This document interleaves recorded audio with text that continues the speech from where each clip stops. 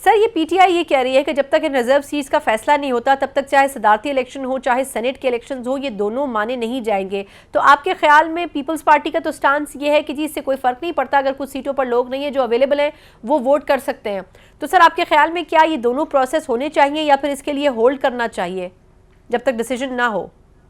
इसमें अगर तो पीटीआई ये आर्गुमेंट ले कि ये असेंबली कंप्लीट नहीं हुई थी, फिर मैं समझता हूँ उसमें वजन है। क्योंकि पाकिस्तान की असेंबली कोई कायदे-आज़म के पाकिस्तान की असेंबली कोई नहीं कंप्लीट हो सकती जब तक अक़लियतें उसमें ना हो। अक़लियतों को मैं बेटर पाकिस्तानी कहता हूँ क्योंकि ये बेहतर है हमसे, ये हमसे ज़्यादा मेहनत करते हैं। ये Cornelius, Cecil B Chaudhary, SP Sinha जिसके वोट से पाकिस्तान बना, ये बड़े बड़े राणा भगवान दास, ये दुराब पटेल, ये सारे नॉन मुस्लिम थे और बेहतर पाकिस्तानी थे। बट अभी मैं अक़लियत का लफ्ज़ इस्तेमाल कर रहा हूँ क्योंकि राइज है। ये बेहतर पाकिस्तानी जो है इनकी सीटें खाली हूँ